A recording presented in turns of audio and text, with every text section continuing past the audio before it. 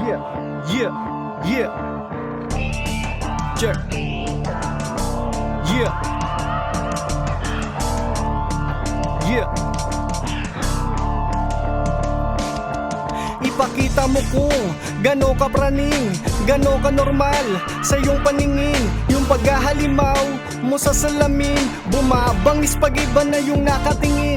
Parang meron sa iyong kakaiba, mula sa iyong pagsulat hanggang sa pagkakabisa. Di na nakakagulat, kada merong bagong mamumulat kung paano mo ginamit ang tinta. Parang bagong layang sabik, makalapat balik sa mikropono, bitbit aral sa loob at labas ng madilim na silid. Kung saan na ito todo ko, piloso kong tanong, todo na to? Malamang hindi pa, hanggang sa di ka makapaniwalang ako'y hindi naubusan ng bala. Lalo na pag ginambala, unlimited parang pag pumutok katinuan ko, di lang suntok pinakakawalan, pati mga nakulong sa nakaraan nakalaya. Matibay na bara, kasintibay ng nara, alay ko sa 44 na barang nagpapakita na sa kakapupok mo tumalim.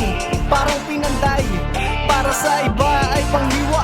Musika sandata ko, mga letra tumatama kahit hindi asintahin. Para sa akin biyaya, maipakitang di kayang pahintuin, hindi rin manghihina. Lalo lang umangat sa panghihila, bano kapag sinabing kapos sa kada tira, bangko sa kada liga. Tapos maiinis ka, panis ka sa masipag praktisado, mga linya maraming gumaling na kung dati ay mahina. Kaya walang rason para magpahinga, magpapaulan ako gang makaipon ng katana. Parang balon na kinalkansya, hindi to palaliman kundi ay paramihan ng matutulungan mo sa nila mo na ka ba makawala sa mga hawla nila. Walang pwedeng umayaw, di ka pwedeng lumayo, lahat uhaw para pera lumago. Hirap gumalaw pagtadhana naglaro sa mundong ikaw, kaya tayo bumangon ka dyan, madami ka pang laban haharapin para malampasan. Kailangan tibahin mga paa, kahakbangin baliwalayan, di nadaing sapagkat malayo. Gustong marating, tanawin mabuti ang taong nagsabi ng dapat mong gawin. Kahit konti nakikinig, mahalaga masabi mo, tsaka sila bibili pag ginagawa totoo inggit. Kaya ka binabato,